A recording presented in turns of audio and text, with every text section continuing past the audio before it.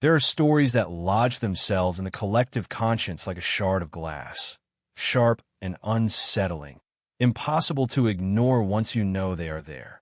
They are tales of profound injustice, of human cruelty so calculated and casual that they force a re-evaluation of entire epics we thought we understood. The story of the woman known to the world as Sarah Baartman is one such shard. It is a narrative that begins in the sun-scorched earth of southern Africa and ends under the cold, dissecting gaze of European science. It is the story of a body, a spectacle, a scientific specimen. But within that horrifying objectification lies the ghost of a person, a woman named Sahura, whose life was stolen, commodified, and then shattered, its fragments used to build the monstrous architecture of racial supremacy. To understand her journey is to peel back the veneer of the Age of Enlightenment and witness the profound darkness that often fueled its supposed progress. A darkness that saw a human being as little more than a curiosity to be caged, prodded, and ultimately carved apart in the name of knowledge. Her life began not in a cage, but under the vast, open skies of the Gamtoos Valley in what is now South Africa's Eastern Cape, around the year 1789. She was born into the Khoikhoi people, a semi-nomadic community of pastoralists whose world was defined by the rhythms of the land, the movements of their cattle, and a complex social fabric woven over millennia. Her given name was likely Sahura, a name that sang of her identity and her belonging. This was a world rich with oral tradition, intricate kinship networks, and a deep spiritual connection to the environment.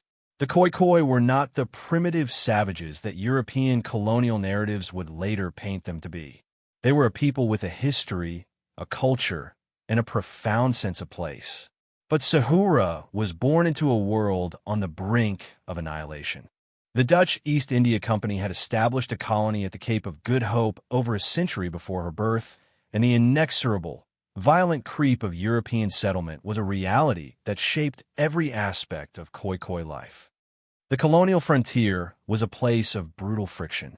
Dutch settlers, known as Boers, pushed ever eastward, seeking land for their farms and pastures for their livestock. This expansion came at a direct and bloody cost to the indigenous peoples. The Khoikhoi and their neighbors, the San hunter-gatherers, were systematically dispossessed of their ancestral lands. Their cattle, the cornerstone of their economy and culture, were seized. Their communities were shattered by commando raids, brutal punitive expeditions that were little more than state-sanctioned massacres and slave hunts. Those who were not killed were often forced into a system of indentured servitude that was, in all but name, slavery. They became laborers on the very farms that now occupied the land where their ancestors had herded their cattle. This was the violent, fractured world into which Sahura was born, a world where her people's autonomy was dissolving into a haze of gunfire and coercive contracts. Her early life was scarred by this endemic violence. In her later testimony, she would recount that her partner, a Khoikhoi man, was killed by a Dutch colonist. It was a casual act of brutality, a footnote in the grand, grim ledger of colonial expansion, but for Sahura, it was a cataclysm.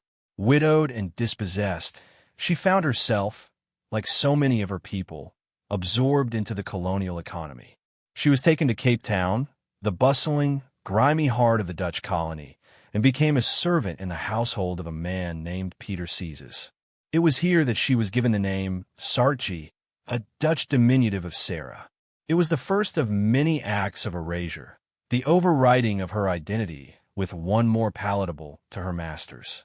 She worked in the Sizes household, washing laundry and performing domestic duties, a life of subjugation but one with a semblance of stability.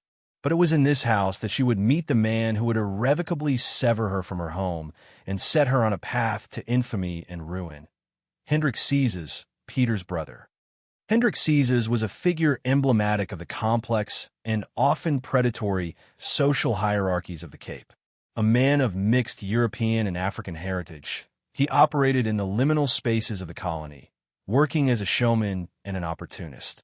He saw in Sarah not a person, but a commodity, He was acutely aware of a peculiar and prurient fascination among Europeans, a fixation on the physical characteristics of Khoikhoi and San women, specifically the pronounced development of their buttocks, a genetic trait known as steatopygia.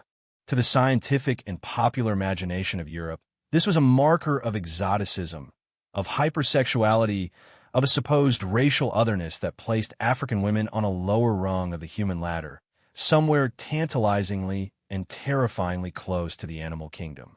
Hendrik Sizes saw a fortune in this racist obsession. He saw a spectacle. He was not alone in this vision. He soon partnered with a British ship's surgeon named Alexander Dunlop, a man whose medical background lent a veneer of legitimacy to what was, at its core, a venture in human trafficking.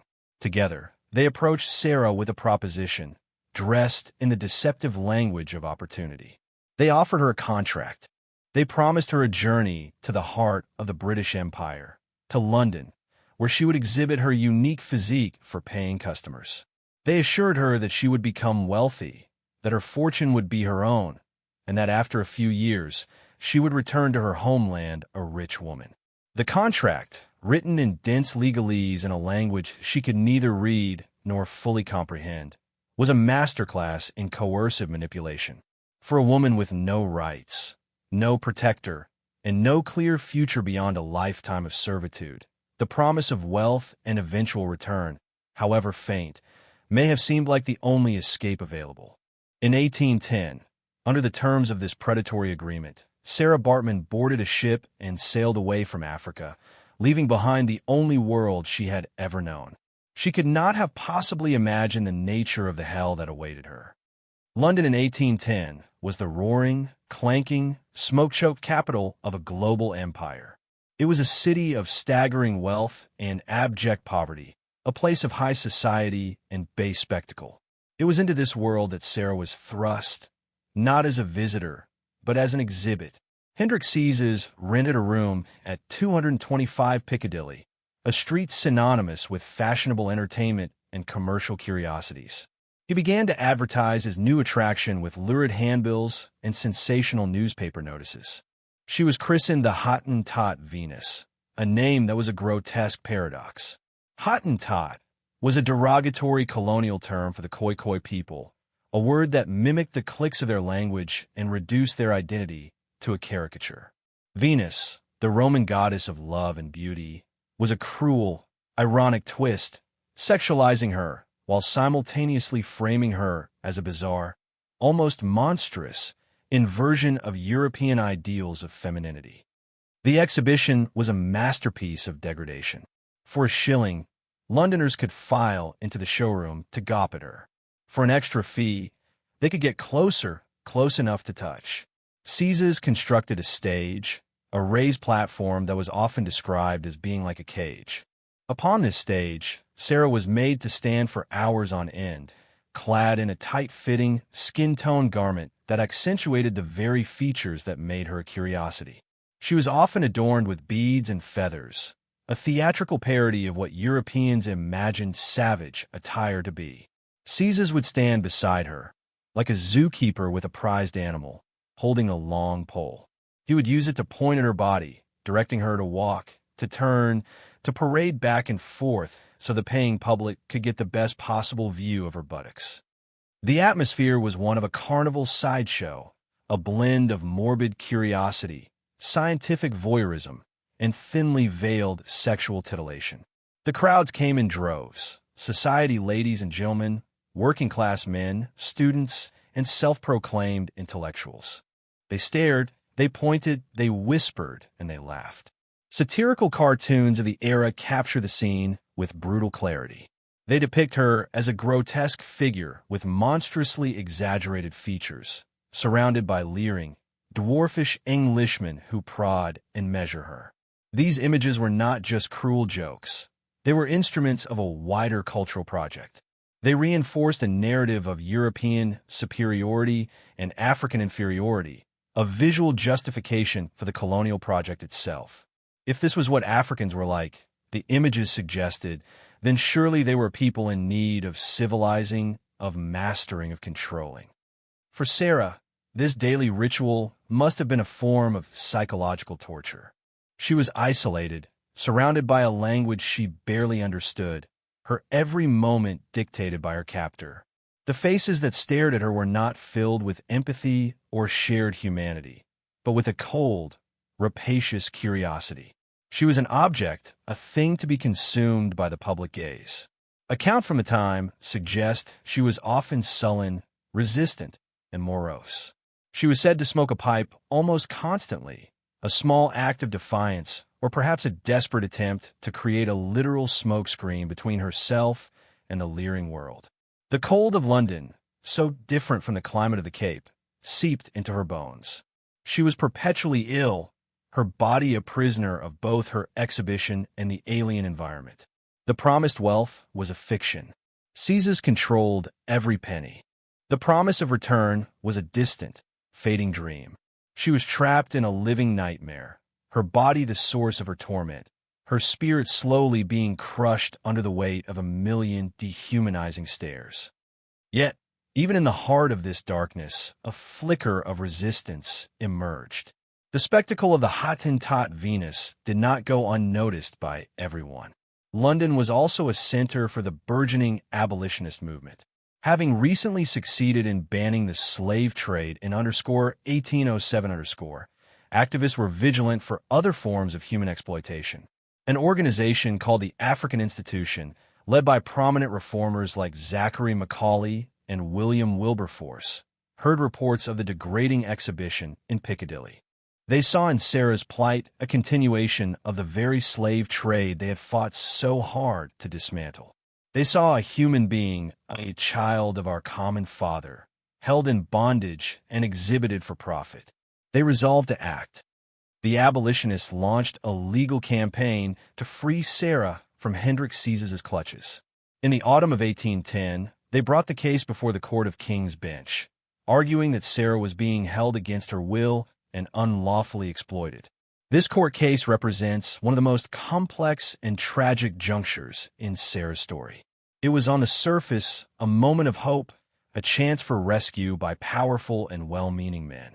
But the reality was far more ambiguous, mired in the vast power imbalances of race, gender, and class that defined the era. The court proceedings were a bewildering spectacle for Sarah. She was brought from her cage into the hallowed, intimidating halls of British justice, a world utterly alien to her.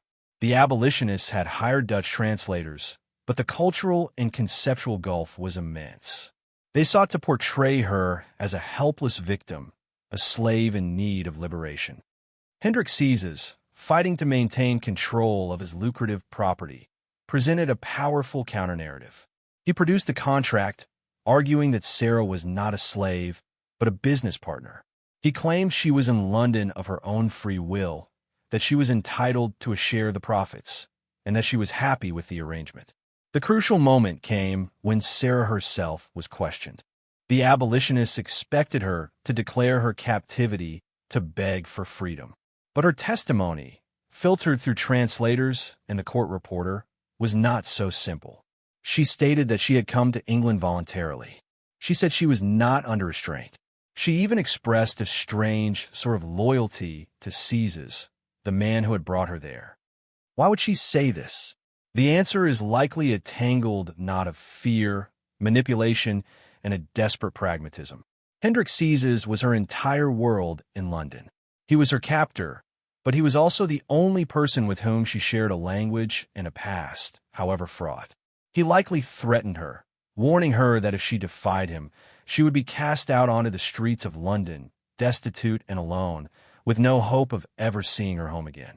He may have coached her, telling her exactly what to say. It is also possible that Sarah, in a profound act of tragic miscalculation, genuinely believed that her contract with Caesar was her only ticket home.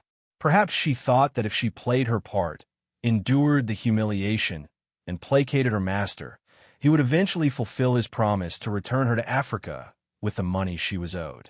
To defy him might be to sever that last, tenuous thread of hope. To side with the well-meaning but strange white men of the African institution, whose world and motivations she could not fully grasp, may have seemed like a far greater risk.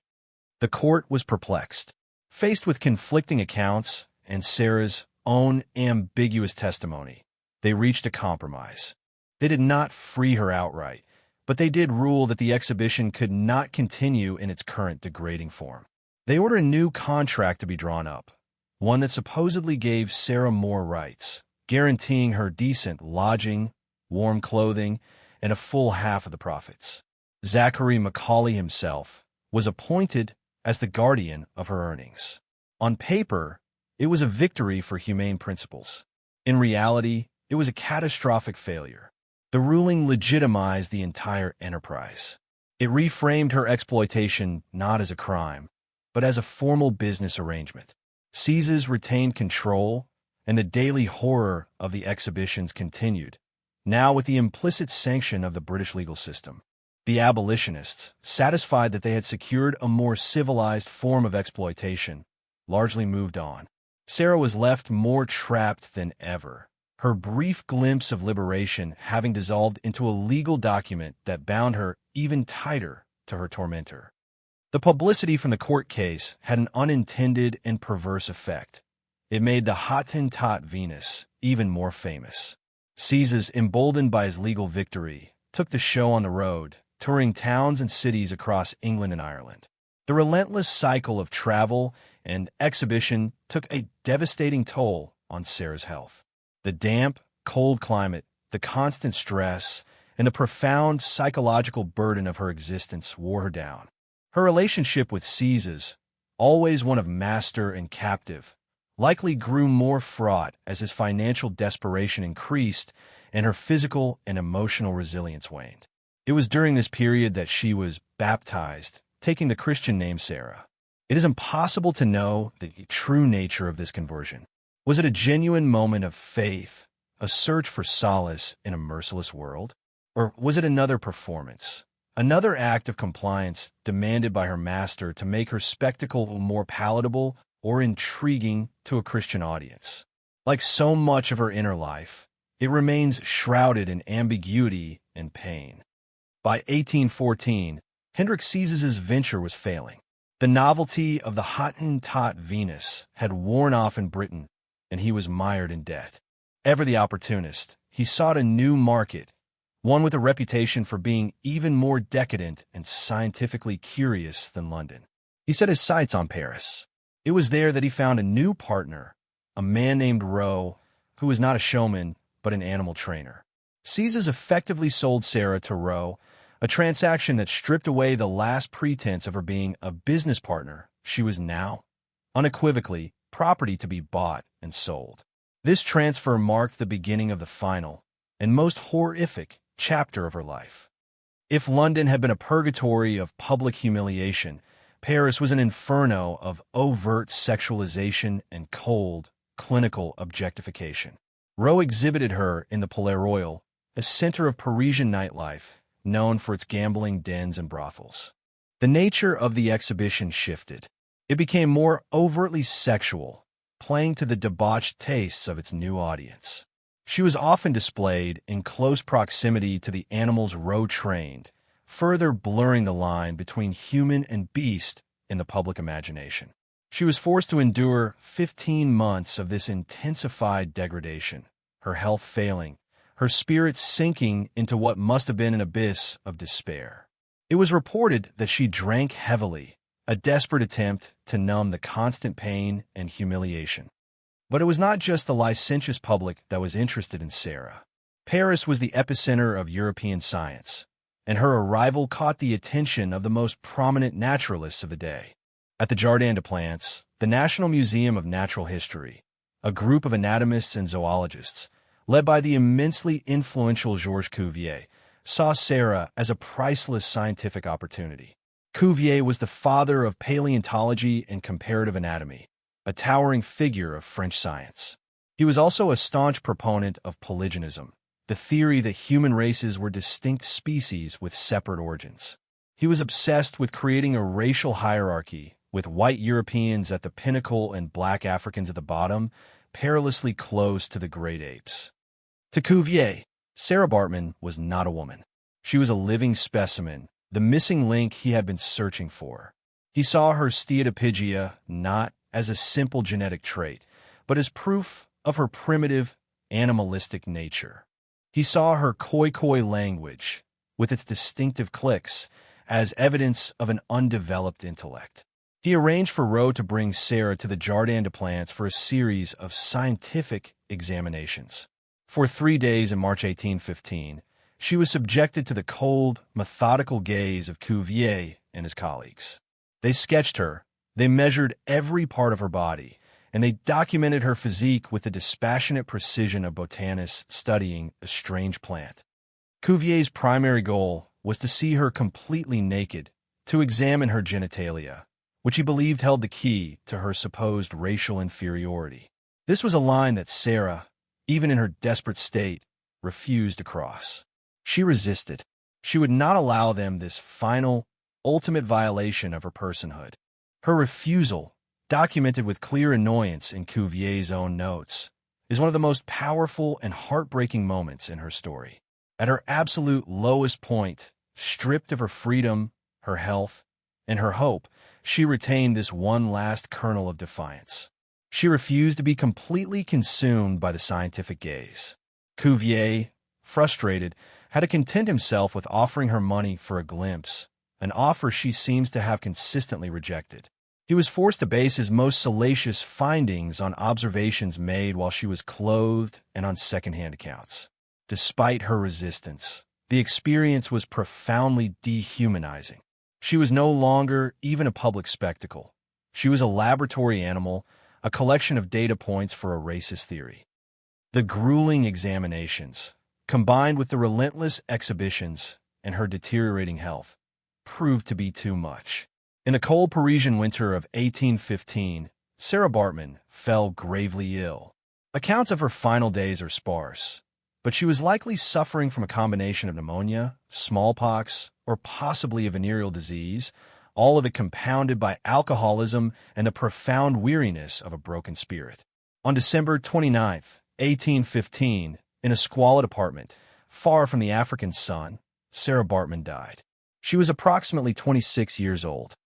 For most people, death brings an end to suffering. For Sarah Baartman, it was the beginning of her ultimate desecration. Georges Cuvier had been waiting for this moment. Upon hearing of her death, he moved quickly. He made a cast of her entire body, a ghostly white effigy that preserved the form that had been the source of her fame and her misery.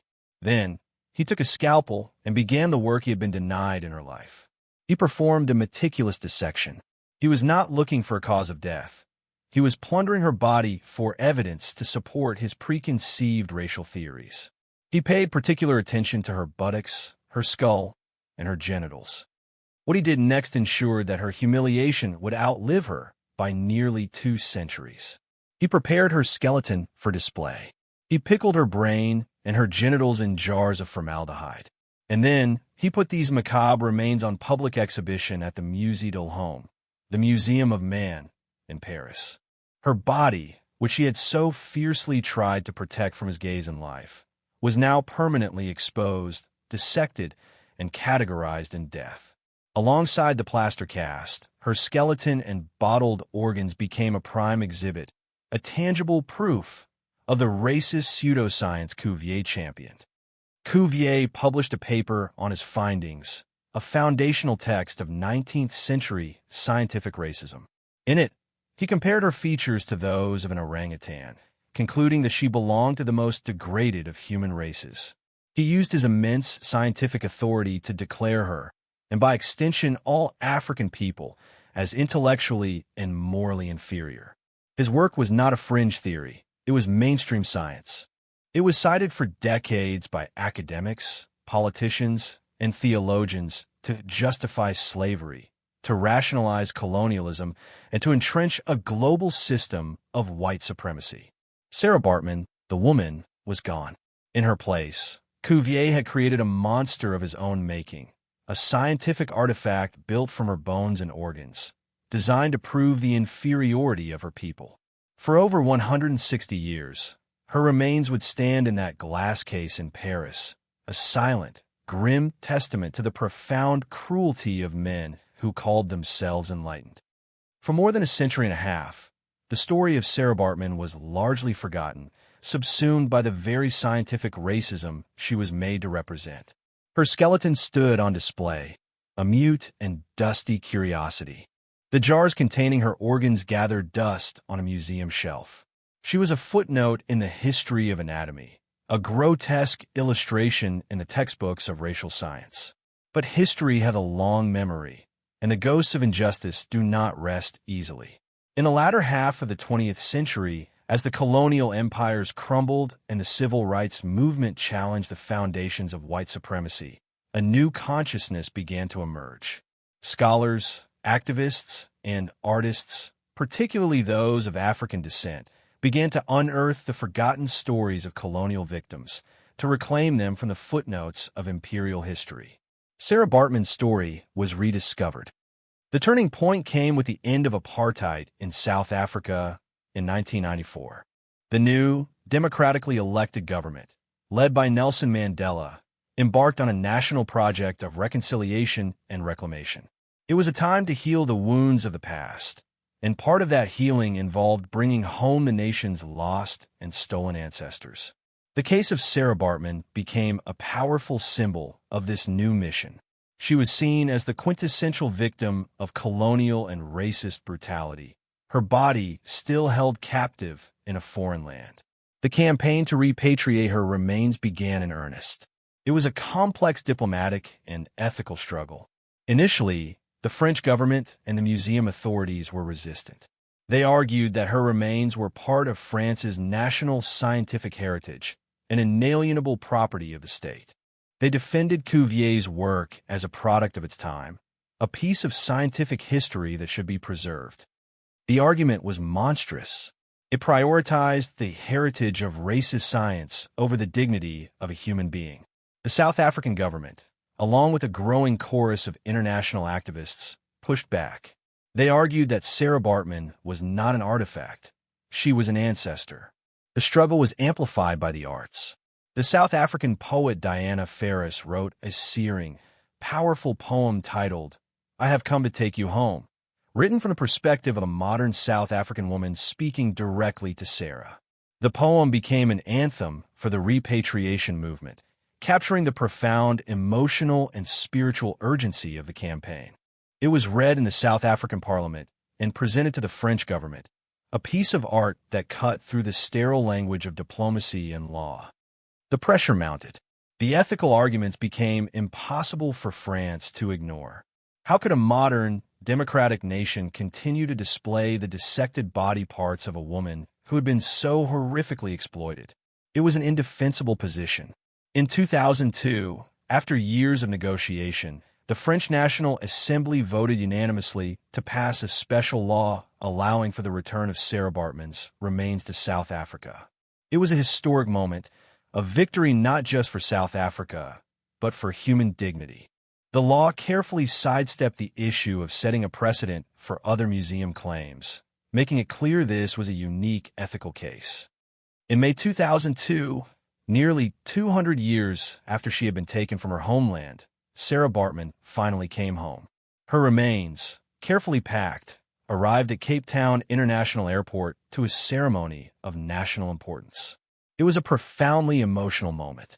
Government ministers, Khoikhoi leaders, and ordinary citizens wept as her coffin, draped in the new South African flag, was carried from the plane. The Hottentot Venus was gone. Sahura, the daughter of the Gamtoos Valley, had returned. Her final journey took her back to the place of her birth. On August 9, 2002, South Africa's National Women's Day, she was laid to rest. A traditional Khoikhoi burial ceremony was held on a verdant hill overlooking the Gamtoos Valley.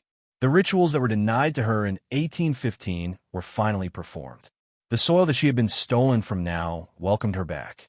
The wind that blew across the hills whispered her true name. The dehumanizing spectacle of her life and death was finally answered with a profound act of rehumanization. The cage in Piccadilly, the prodding pole, the cold gaze of Cuvier, the dissection table, the pickling jars, the glass museum case. All of it was symbolically buried along with her. She was transformed in this final act from a scientific object back into a revered ancestor. The story of Sarah Baartman does not end with her burial. Her legacy is alive, a powerful and enduring symbol in the ongoing fight against racism, sexism, and exploitation. She stands as a permanent indictment of the ways in which science can be twisted into an instrument of oppression, a stark reminder that knowledge without ethics is a monstrous thing. Her life forces us to confront the uncomfortable truth that the great museums of the West are filled with objects that are not just artifacts, but are the plunder of empire, the spoils of conquest, and in some cases, the literal bodies of the conquered. Her journey from a caged curiosity to a national icon of resilience charts the evolution of our own understanding of history, justice, and humanity. It reminds us that no injustice is so old that it cannot be addressed, no dignity so thoroughly stripped that it cannot be reclaimed. Sarah Baartman's life was a tragedy of almost unimaginable proportions, a chronicle of suffering inflicted by greed, ignorance, and a calculated, systemic cruelty. But her legacy is one of ultimate, defiant victory. They took her name, her freedom, her body, and her life. They dissected her, bottled her, and labeled her. They tried to make her the foundation stone of their racist worldview. But they failed. In the end, it is not Cuvier's theories that have endured, but her story. It is her name, Sarah Baartman, that is now spoken with reverence, a symbol not of inferiority, but of the enduring, unbreakable strength of the human spirit. She is at long last home,